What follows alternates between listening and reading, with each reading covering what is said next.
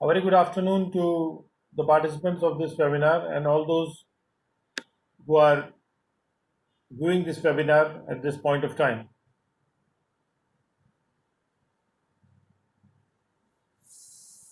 You are welcome on behalf of the DTRTA Lucknow, and I am Arvind Mishra, Deputy Director.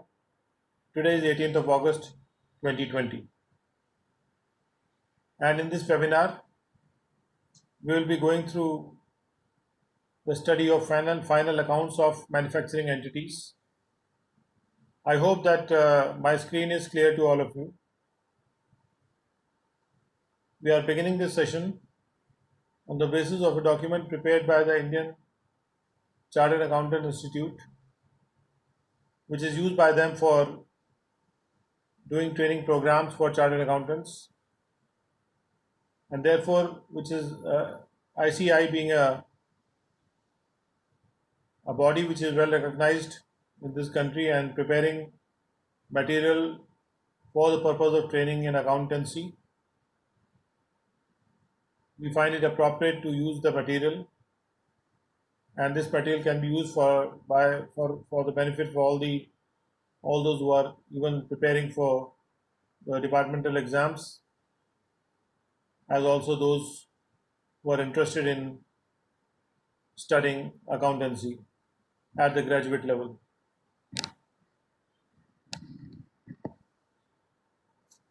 So beginning with final accounts of manufacturing entities, and this lecture is going to be primarily in the Hindi language, though we will intersperse it with English as and when necessary. इस unit को पढ़ने के बाद आप manufacturing account क्यों तैयार किए जाते हैं उसका प्रयोजन समझ पाएंगे। आप उन आइटम्स को सीख जाएंगे जो मैन्युफैक्चरिंग अकाउंट में शामिल किए जाते हैं, और आप मैन्युफैक्चरिंग एंटिटीज़ के मैन्युफैक्चरिंग अकाउंट्स को खींच पाएंगे या बना पाएंगे। तो मैन्युफैक्चरिंग बिजनेस एंटिटीज़ जो होती हैं उनके जो फाइनल अकाउंट्स हैं उसमें 4 अकाउंट होते हैं: manufacturing account, trading account, profit and loss account और बैलेंस शीट। आपने देखा था कि नॉन मैन्युफैक्चरिंग एंटिटीज़ के केस में 3 टाइप के अकाउंट होते हैं: trading account, profit and loss account और बैलेंस शीट। इसमें से ट्रेडिंग और प्रॉफिट एंड लॉस अकाउंट से हमको ये प्राप्त इंफॉर्मेशन मिलती है, ये सूचना मिलती है कि प्रॉफिटेबिलिटी बिजनेस की कैसी है, और बैलेंस शीट से हमको उसकी वित्तीय स्थिति का ज्ञान होता है।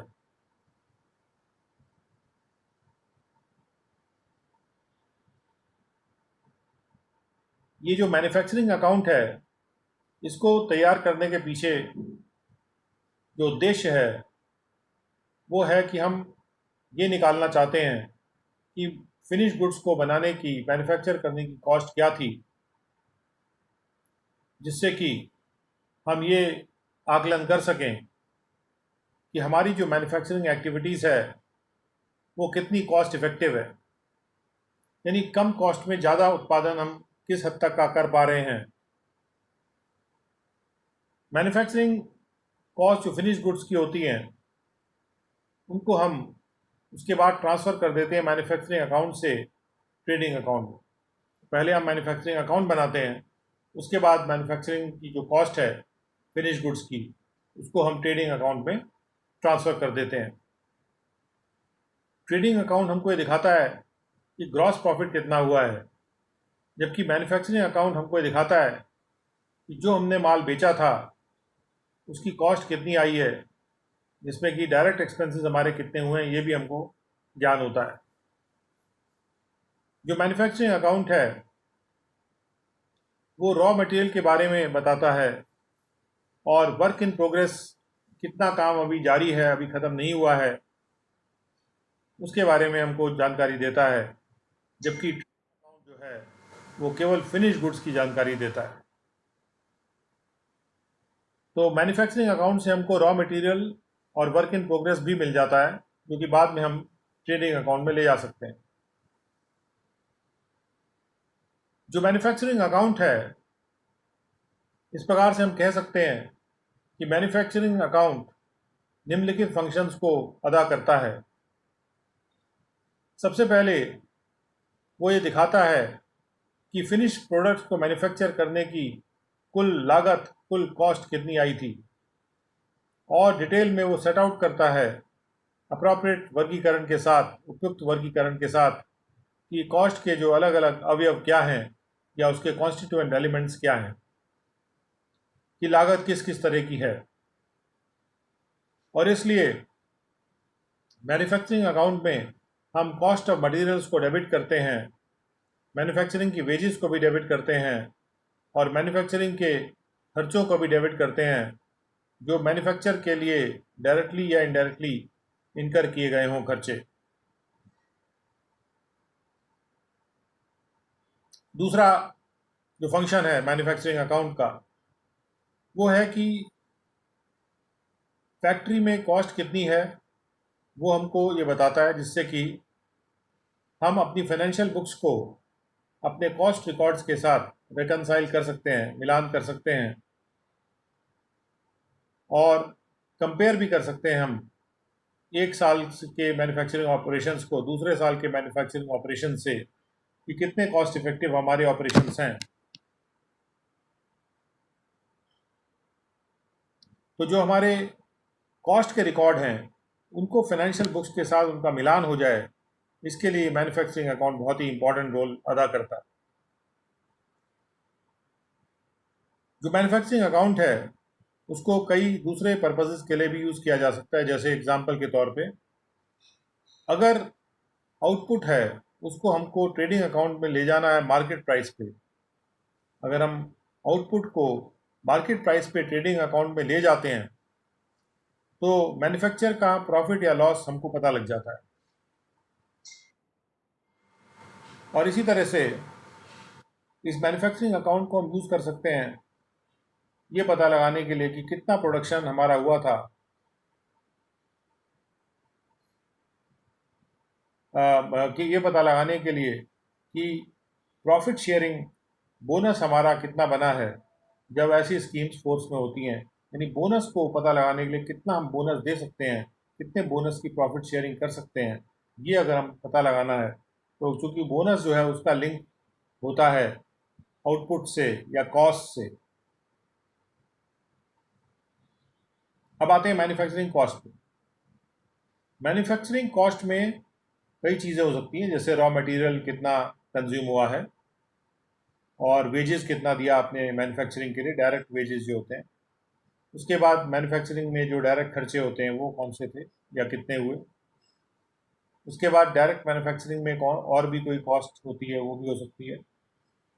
उसके बाद इनडायरेक्ट खर्चे और मैन्युफैक्चरिंग के जो ओवरहेड हैं वो होते हैं। इस प्रकार से इन सारी चीज़ों को मिला के कुल हमारी मैन्युफैक्चरिंग कॉस्ट बनती है।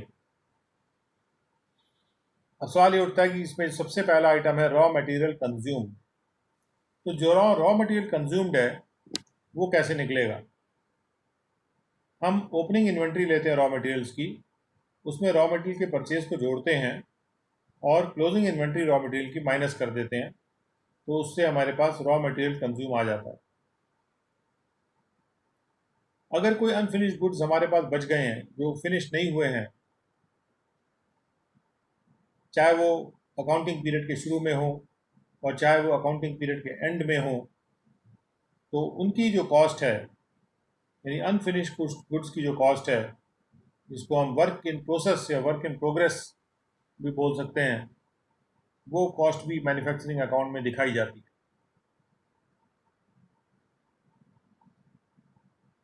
तो उसके लिए वर्क इन प्रोसेस की हम ओपनिंग इन्वेंट्री लेते हैं और उसको हम मैन्युफैक्चरिंग अकाउंट के डेबिट साइड में पोस्ट करते हैं, और क्लोजिंग इन्वेंट्री को वर्क इन प्रोसेस की हम मैन्युफैक्चरिंग अकाउंट के क्रेडिट साइड में पोस्ट कर देते हैं।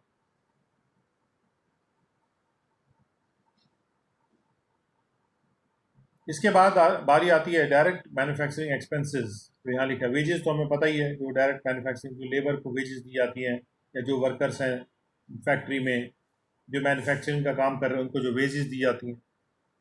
देखते हैं कि डायरेक्ट मैन्युफैक्चरिंग एक्सपेंसेस किस तरह के हो सकते हैं।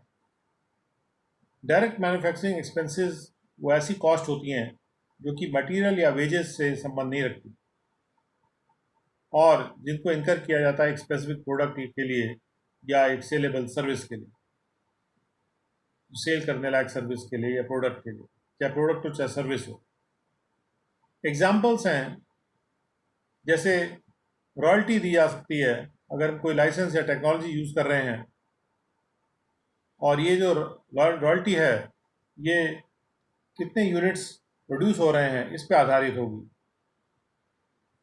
उसके बाद अगर हम प्लांट एंड मशीनरी हायर करते हैं तो उसके लिए कोई हायर चार्ज भी देना हो सकता है और वो हायर चार्ज भी कितने यूनिट प्रोड्यूस किए थे उससे रिलेटेड हो सकता है, उससे संबंधित हो सकता है।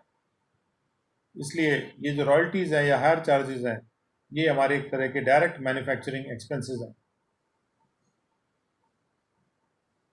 जब भी रॉयल्टी या हायर चार्ज बेस्ड होते हैं यूनिट्स कितने बने उस पर अगर बेस होते हैं, उस पर आधारित होते हैं, तो ये जो एक्सपेंसेस हैं ये प्रोडक्शन से के हिसाब से वैरी करेंगे। अगर प्रोडक्शन ज़्यादा होगा तो ये खर्चे ज़्यादा होंगे, प्रोडक्शन कम होगा तो ये खर्चे कम होंगे। इलस्ट्रेशन 1 देखते हैं। 1 लाख यूनिट बनाए गए थे एक फैक्ट्री में और एक यूनिट की जो मटेरियल कॉस्ट थी वो 10 रुपये थी और एक यूनिट की जो लेबर कॉस्ट थी वो 5 रुपये थी। इसके अलावा ये एग्री किया गया था कि रॉयल्टी दी जाएगी 3 रुपये पर यूनिट पे जापानीज कोलैबोरेटर को जिसने टेक्नोलॉजी सप्लाई की थी। तो क्वेश्चन ये है कि हम इसको मैन्युफैक्चरिंग कॉस्ट हमको निकालनी। मैन्युफैक्चरिंग कॉस्ट निकालने के लिए ऊपर जो दिए गए पॉइंट्स थे उन सब में जो हेडिंग्स थी उन सब के कॉस्ट को जोड़ना पड़ता है। तो इस एग्जाम्पल में जो रॉ मटेरियल कंज्यूम आ रहा है वो आ रहा है 1 लाख इंटू 10, क्योंकि 1 लाख यूनिट बनाए गए और एक यूनिट का कॉस्ट जो था वो 10 रुपये था मटेरियल कॉस्ट, तो रॉ मटेरियल की कॉस्ट हो गई 10 लाख रुपये। ऐसे ही डायरेक्ट वेजेस जो थे वो 5 रुपये के हिसाब से थे एक यूनिट के, तो वो 5 लाख हो गया। डायरेक्ट एक्सपेंसेस जो कि रॉयल्टी एक तरह का डायरेक्ट मैन्युफैक्चरिंग एक्सपेंसेस है या डायरेक्ट मैन्युफैक्चरिंग वेज जो है वो 5 लाख हो गया, डायरेक्ट मैन्युफैक्चरिंग एक्सपेंसेस हो गया 3 लाख, क्योंकि 3 रुपये रॉयल्टी थी एक यूनिट के हिसाब से। अब आते हैं इनडायरेक्ट मैन्युफैक्चरिंग एक्सपेंसेस या ओवरहेड एक्सपेंसेस क्या होता है। इन एक्सपेंसेस को हम मैन्युफैक्चरिंग ओवरहेड भी बोलते हैं या प्रोडक्शन ओवरहेड भी बोलते हैं या वर्क्स ओवरहेड भी बोलते हैं। ओवरहेड को डिफाइन किया जाता है कि इनडायरेक्ट मटेरियल, इनडायरेक्ट वेजेस और इनडायरेक्ट एक्सपेंसेस की कुल कॉस्ट। यानी ओवरहेड क्या हुआ? Indirect material, indirect wages, indirect expense. Material, wage, expense ये सब इनडायरेक्ट अगर होते हैं तो वो ओवरहेड में आते हैं। अभी what is this indirect material? Indirect material का मतलब है जिसको आप डायरेक्टली लिंक नहीं कर सकते कि कितने यूनिट्स बने थे उससे, यानी उसको यूनिट्स के प्रोडक्शन से डायरेक्टली लिंक नहीं किया जा सकता है। जैसे जो आपने स्टोर्स कंज्यूम किए रिपेयर और मेंटेनेंस के वर्क के लिए, या जो आपने छोटे मोटे टूल्स वगैरह यूज़ किए, या कहीं आपने थोड़ा बहुत फ्यूल या लुब्रिकेटिंग ऑयल यूज़ कर लिया, ग्रीस वगैरह यूज़ कर लिया, ये सारे मटेरियल्स जो हैं इनका डायरेक्ट कोरिलेशन यूनिट्स जो बन रहे हैं उससे नहीं है, तो इसलिए ये इनडायरेक्ट मटेरियल कॉस्ट है।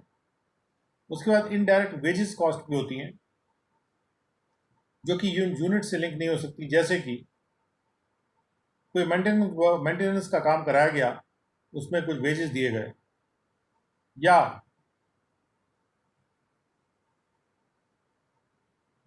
कोई और होल्डिंग की पे दी गई, ये सारे चीज़ें इनडायरेक्ट वेजेस में आती हैं। उसके बाद इनडायरेक्ट एक्सपेंसेस भी हो सकते हैं, जैसे कि ट्रेनिंग के खर्चे, या प्लांट एंड मशीनरी पे जो डेप्रिसिएशन होता है, या फैक्ट्री शेड पे डेप्रिसिएशन होता है, या प्लांट एंड मशीनरी का कोई इंश्योरेंस प्रीमियम जो दिया जाता है, या फैक्ट्री शेड का कोई इंश्योरेंस प्रीमियम दिया जाता है, वो इनडायरेक्ट खर्चे हो जाएंगे। और इसके अनुसार जो इनडायरेक्ट मैन्युफैक्चरिंग एक्सपेंसेस हैं उनमें इनडायरेक्ट मटेरियल, वेजेस और एक्सपेंसेस आते हैं मैन्युफैक्चरिंग डिवीजन के। अब देखते हैं कि बाय प्रोडक्ट क्या चीज़ है। जब भी कोई मैन्युफैक्चरिंग होती है तो उसमें से कोई प्रोडक्ट भी निकल सकता है। कुछ होते हैं इनपुट्स, बाकी होते हैं प्रोडक्ट्स। तो प्रोडक्ट्स में कोई बाय, एक होगा मेन प्रोडक्ट और एक होगा बाय प्रोडक्ट। ज़्यादातर मैन्युफैक्चरिंग ऑपरेशंस में एक होता है मेन प्रोडक्ट और उसके साथ साथ एक एक या दो सब्सिडरी प्रोडक्ट्स भी निकल सकते हैं, जिनकी उतनी इम्पोर्टेंस नहीं है, लेकिन वो भी उसी मैन्युफैक्चरिंग प्रोडक्ट्स ऑपरेशन से निकल रहे हैं, जिनको बेच के कुछ वैल्यू प्राप्त की जा सकती है। एग्जाम्पल के तौर पे जब हम हाइड्रोजनेटेड वेजिटेबल ऑयल बनाते हैं, जिसमें आप ऑयल में से हाइड्रोजन पास करके और डालडा वगैरह जैसे होते हैं, हाइड्रोजनेटेड वेजिटेबल ऑयल बनाते हैं तो उसके साथ में ऑक्सीजन गैस प्रोड्यूस होती है। और कुछ जब भी हम स्टील प्रोडक्ट बनाते हैं तो उसके साथ कुछ स्क्रैप भी निकलता है। जो सब्सिडरी प्रोडक्ट है उसको कहा जाता है कि ये बाई प्रोडक्ट है, क्योंकि उसका जो प्रोडक्शन है वो इस बात को मद्देनज़र रख के नहीं किया जाता है कि हम उस चीज़ को प्रोड्यूस कर रहे हैं। हम तो एक मुख्य प्रोडक्ट को प्रोड्यूस कर रहे हैं और मुख्य प्रोडक्ट के साथ में हमको कुछ सब्सिडरी प्रोडक्ट भी मिलते जा रहे हैं या कुछ बाई प्रोडक्ट भी मिल रहे हैं। But results out of the production of the main product, और जो सब्सिडरी प्रोडक्ट है या बाई प्रोडक्ट है, ये मेन प्रोडक्ट के प्रोडक्शन से निकल के आता है। और आमतौर पे बहुत डिफिकल्ट होता है पता लगाना कि इस प्रोडक्ट की कॉस्ट क्या है। It is very difficult to ascertain the cost of the by product. और भी इसकी जो वैल्यू है, नॉर्मली ये बहुत मेन प्रोडक्ट का बहुत ही छोटा परसेंटेज होगा। तो बाई प्रोडक्ट जो होता है एक सेकेंडरी प्रोडक्ट होता है, प्राइमरी प्रोडक्ट नहीं होता है। और ये भी उन्हीं रॉ मटेरियल से पैदा बनाया जाता है जिससे मेन प्रोडक्ट बनाया जा रहा है, या जिन रॉ मटेरियल्स का इस्तेमाल किया जा रहा है मेन प्रोडक्ट को बनाने में। और इसमें कोई एडिशनल खर्चे भी नहीं होते, जो खर्चे मेन प्रोडक्ट को बनाने में हो रहे हैं वही हो रहे हैं, और उसी प्रोडक्शन प्रोसेस से बनाया जाता है। यानी प्रोडक्शन प्रोसेस भी वही है, एक्सपेंसेस भी वही हैं और रॉ मटेरियल्स भी वही हैं। इसके कुछ एग्जांपल्स इस तरह से हैं, जैसे कि मोलासिस या शीरा जिसको कहते हैं। शुगर के मैन्युफैक्चर में मोलासिस एक बाई प्रोडक्ट होता है। बटर मिल्क एक बाई प्रोडक्ट होता है डेयरी के काम मैन्युफैक्चरिंग में, या डेयरी का जहाँ काम होता है, दूध का जो काम होता है। और दूध के बिजनेस में जहाँ पर हम बटर या चीज़ जो हमारे मेन प्रोडक्ट होते हैं, बटर मिल्क एक बाई प्रोडक्ट है, जिसको मट्ठा वगैरह भी कह सकते हैं। By product generally have insignificant value as compare to the value of main product. इनकी वैल्यू इतनी ज़्यादा नहीं होती जितनी कि मेन प्रोडक्ट की होती है, और इसलिए इनको हम लोग कॉस्ट पे ना करके नेट रियलाइजेबल वैल्यू पर अकाउंट करते हैं। यानी कि जो बाई प्रोडक्ट है उसको हम कितना उससे प्राप्त होगा बेच के, उस वैल्यू पे उसको हम अकाउंटेंसी में लेते हैं, अपने अकाउंट्स में लेते हैं। अगर उनके कॉस्ट को हम अलग से आइडेंटिफाई नहीं कर सकते तो, अगर कर सकते हैं तो कॉस्ट ले सकते हैं। और अक्सर इसको मिसलेनियस इनकम माना जाता है, यानी सामान्य टाइप की, विविध टाइप की इनकम माना जाता है, और बिजनेस की मुख्य इनकम नहीं माना जाता। लेकिन सही ट्रीटमेंट तो ये होगा कि हम जो बाय प्रोडक्ट की सेल वैल्यू है उसको हम क्रेडिट करें मैन्युफैक्चरिंग अकाउंट में ही, जिससे कि हमारा जो कॉस्ट है उस हद तक मैन्युफैक्चर का, मेन प्रोडक्ट के मैन्युफैक्चर का, वो रिड्यूस हो जाएगा। क्योंकि अगर हम एक मेन प्रोडक्ट बना रहे हैं और उसके साथ साथ बाय प्रोडक्ट भी निकल रहा है, और बाय प्रोडक्ट को बेच के हम कोई वैल्यू प्राप्त कर सकते हैं, तो अगर हम वैल्यू प्राप्त कर सकते हैं तो वो वैल्यू हमारे मेन प्रोडक्ट के कॉस्ट को कम करेगी। इसलिए इसको मैन्युफैक्चरिंग अकाउंट के क्रेडिट साइड में रखा जाना चाहिए। अब चलते हैं मैन्युफैक्चरिंग अकाउंट के डिज़ाइन पे। मैन्युफैक्चरिंग अकाउंट का कोई स्टैंडर्ड डिज़ाइन नहीं है। एक फॉर्मेट यहाँ दिया गया है जिसमें कि मैन्युफैक्चरिंग अकाउंट के जो अलग अलग पार्ट्स हैं वो दिए जा रहे हैं। जैसे सबसे पहले बाय प्रोडक्ट्स का नेट रियलाइजेबल वैल्यू, उसके बाद क्लोजिंग वर्क इन प्रोसेस की वैल्यू, उसके बाद कॉस्ट ऑफ प्रोडक्शन, ये आ रहा है कॉस्ट ऑफ प्रोडक्शन जो कि ट्रेडिंग अकाउंट में भी जाएगा। और ये कैसे आएगा, इसमें से हम दाएं तरफ से बाएं तरफ के आइटम्स को माइनस करेंगे तो कॉस्ट ऑफ प्रोडक्शन आ जाएगा। डेबिट साइड में रॉ मटेरियल कितना खर्चा हुआ, ओपनिंग इन्वेंट्री रॉ मटेरियल की plus purchase minus closing inventory, direct wages direct expenses जैसे हमने पहले भी देखा है। उसके बाद फैक्ट्री की ओवरहेड, ओवरहेड होते हैं इनडायरेक्ट खर्चे, indirect wages, indirect material. Indirect खर्चे अलग से भी लिखे गए हैं। फैक्ट्री ओवरहेड के बाद फैक्ट्री ओवरहेड में आ रहा है royalty, higher charges etcetera. Indirect खर्चे रिपेयर एंड मेंटेनेंस पे किया गया खर्चा, डेप्रिसिएशन, फैक्ट्री की कॉस्ट, और ओपनिंग वर्क इन प्रोसेस भी यहाँ पे आएगा।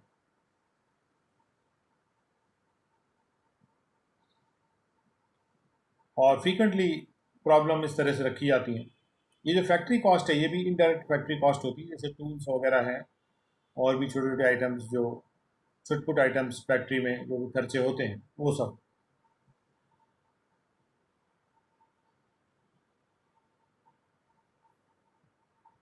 तो कभी कभी ऐसा होता है कि प्रॉब्लम इस तरह से सेट की जाती है, लेजर बैलेंसेस इसमें नहीं दिए होते हैं, बल्कि दिया ये होता है कि डिटेल्स दिए होते हैं कि कितने आइटम बने थे, इन्वेंट्री में आइटम कितने थे, या मैन्युफैक्चरिंग क्वांटिटी दे दी जाती है और उसके बाद सेल दे दिया जाता है। और नहीं, सेल को निकालना होता है इंडिपेंडेंटली उस डेटा से जो डेटा दिया गया है। तो जहाँ भी ऐसी सिचुएशन आती है हम जनरल रूल्स इस तरह से अपनाएंगे कि मैन्युफैक्चरिंग अकाउंट में कॉलम होने चाहिए जिसमें कि क्वांटिटी वैल्यू दोनों चीज़ दिखाई देनी चाहिए। जैसे आप देख सकते हैं यूनिट्स मतलब क्वांटिटी, अमाउंट का मतलब है वैल्यू। सबसे पहला रूल यह है कि मैन्युफैक्चरिंग अकाउंट में क्वांटिटी और वैल्यूज दोनों के लिए अलग अलग कॉलम होना चाहिए। काफ़ी बार ये होता है कि सारी की सारी क्वांटिटीज दी नहीं गई होती और कुछ क्वांटिटीज को वर्कआउट करने की ज़रूरत पड़ती है। जैसे एग्जाम्पल के तौर पे अगर क्वेश्चन में ये नहीं लिखा कि कितने आइटम बिके थे तो क्वांटिटी को आप निकाल सकते हैं। अगर हम ओपनिंग इन्वेंट्री लें और उसमें ओपनिंग क्वांटिटी लें इन्वेंट्री की और उसमें मैन्युफैक्चर्ड यूनिट्स ऐड करें और उसके बाद क्लोजिंग इन्वेंट्री जो यूनिट्स की है वो माइनस कर दें, तो उससे हमको मिल जाएगा कि कितनी क्वांटिटी हमारी लगी है। तो इट इज़ देयरफॉर यूजफुल कि हम क्वांटिटी कॉलम अलग रखें और जिससे कि उसको दोनों साइड में देखा जा सके।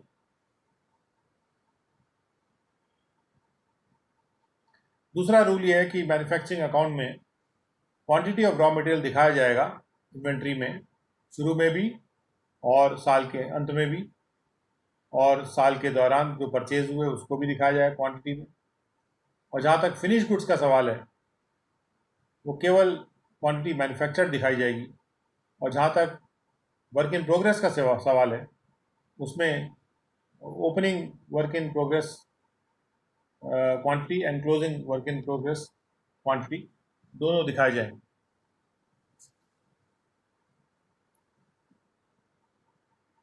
तीसरा जो रूल है वो है कि ट्रेडिंग अकाउंट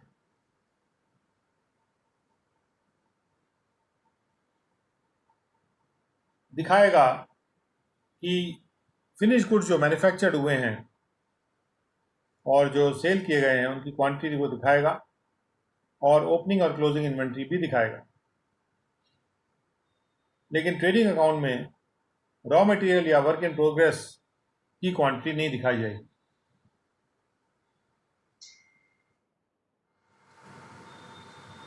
अगर हमको चौथा रूल ये है कि जब हमको क्लोजिंग इन्वेंट्री को वैल्यू करना होता है और क्लोजिंग इन्वेंट्री की वैल्यू को तय करना होता है, तो अगर कोई स्पेसिफिक इंस्ट्रक्शन इसके विपरीत ना हो तो ये अज्यूम किया जाएगा कि सेल्स जो हैं वो first in first out basis पे हुए हैं।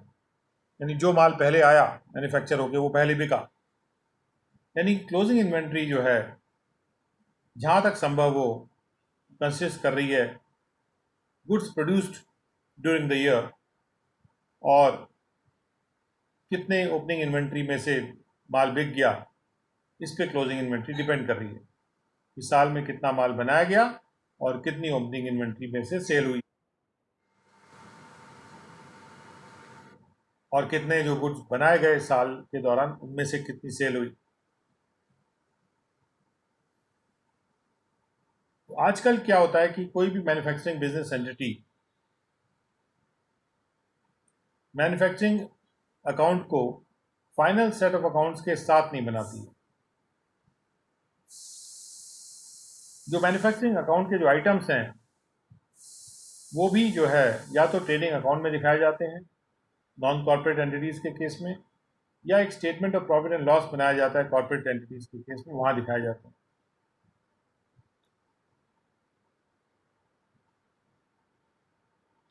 मैन्युफैक्चरिंग अकाउंट को अलग से नहीं बनाया जाता और उसको ट्रेडिंग अकाउंट या प्रॉफिट एंड लॉस अकाउंट या statement of profit and loss के साथ ही साथ उसके अंतर्गत ही ले लिया जाता है। आजकल ये तरीका हो रहा है जो फॉलो किया जा रहा है।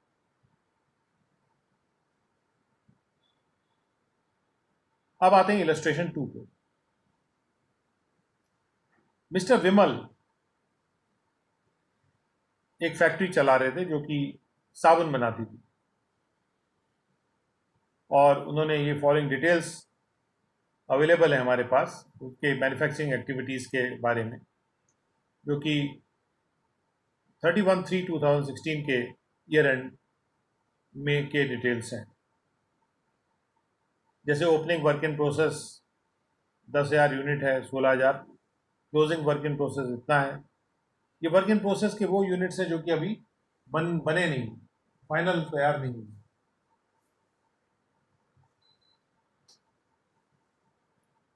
इसी तरह से जो रॉ मटेरियल्स की ओपनिंग इन्वेंट्री है वो 1,70,000 है।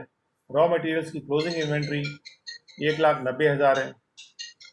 परचेजेस 8,20,000 हैं और इसके बाद कुछ हायर चार्जेस लिखे हैं, इतने हैं पर यूनिट और मशीन के लिए, और फैक्ट्री के हायर चार्जेस भी हैं। उसके बाद डायरेक्ट वेजेस लिखा है, क्लोजिंग वर्क इन प्रोग्रेस भी लिखा है, रिपेयर एंड मेंटेनेंस है और यूनिट्स कितने बने थे ये बात भी आ रही है। जो डायरेक्ट वेजेस हैं वो हर यूनिट का 80 पैसे का देना है और जो क्लोजिंग वर्क इन प्रोग्रेस है उस पर भी 40 पैसे एक यूनिट का डायरेक्ट वेजेस के रूप में दिया जाना है या दिया जाता है। इसके आधार पे, इस सूचना के आधार पे हमको मैन्युफैक्चरिंग अकाउंट बनाना है in the books of mister Vimal. तो आप देख सकते हैं मैन्युफैक्चरिंग अकाउंट में वही आइटम जो होते हैं। ओपनिंग वर्क इन प्रोग्रेस में यूनिट्स भी आ रहे हैं और अमाउंट भी आ रहा है। ओपनिंग वर्क इन प्रोसेस में 10,000 यूनिट है और 16,000 उसका अमाउंट है। यहाँ देख सकते हैं आप 10,000 यूनिट्स हैं और 16,000 उसका अमाउंट है। रॉ मटेरियल कंज्यूम्ड निकालने के लिए 1,70,000 ओपनिंग रॉ मटेरियल था। उसके बाद परचेजेस रॉ मटेरियल के 8,20,000 के, कुल मिला के रॉ मटेरियल हो गया 9,90,000 और उसमें से क्लोजिंग इन्वेंट्री रॉ मटेरियल की माइनस कर दी तो ये आ गया रॉ मटेरियल्स का कंजम्पशन। आप देख सकते हैं यहाँ रॉ मटेरियल्स की जो एंट्रीज हैं, 1,70,000 ओपनिंग एंट्री है, क्लोजिंग इन्वेंट्री है 1,90,000 और परचेज है 8,20,000। इन तीनों को हमने यहाँ इनकॉर्पोरेट कर लिया है। उसके बाद आप देख सकते हैं डायरेक्ट वेजेस। तो डायरेक्ट वेजेस को निकालने के लिए क्लोजिंग वर्क इन प्रोग्रेस तो ऊपर से ले लिया हमने 12,020 यूनिट का 20,000 रुपये। डायरेक्ट वेजेस 4,04,800 रुपये आया है और जो वेजेस की कैलकुलेशन है वो इस तरह से आएगा कि जितने भी यूनिट बने, जैसे 5 लाख यूनिट बने और एक यूनिट का 80 पैसा देना है, तो 4 लाख ही आ जाएगा। और उसके बाद जो क्लोजिंग वर्क इन प्रोग्रेस था उसमें 12,000 यूनिट थे, एक यूनिट का 40 पैसे देना है। तो इन दोनों को मिला के जो राशि बन रही 4,04,800 रुपये। ऐसे ही हायर चार्जेस जो मशीनरी के दिए गए हैं वो डायरेक्ट एक्सपेंसेस हो जाएगा।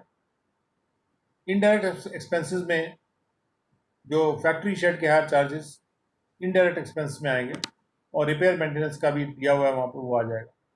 ये करने के बाद जो हमको दोनों साइड माइनस करके जो फिगर मिलेगी वो है 5 लाख यूनिट पे 19,08,000 रुपये। ये कॉस्ट ऑफ फिनिश गुड्स है जो कि ट्रेडिंग अकाउंट में जा रहा है। सो मैन्युफैक्चरिंग अकाउंट से हमको कॉस्ट ऑफ फिनिश गुड्स मिलता है जो हम ट्रेडिंग अकाउंट में लेके जाते हैं।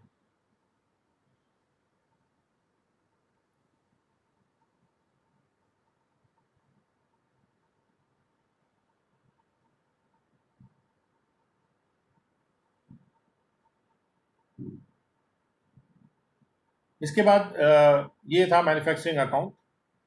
और जो क्वेश्चन इसमें आप ट्राई कर सकते हैं, और इसके समरी के तौर पे अगर कहा जाए कि डायरेक्ट मैन्युफैक्चरिंग एक्सपेंसेस जो होती हैं वो ऐसी कॉस्ट होती हैं जो कि मटेरियल या वेजेस पे इनकर की हुई कॉस्ट नहीं होती, और जिनको स्पेसिफिक प्रोडक्ट या सेलेबल सर्विस के लिए इनकर किया जाता है।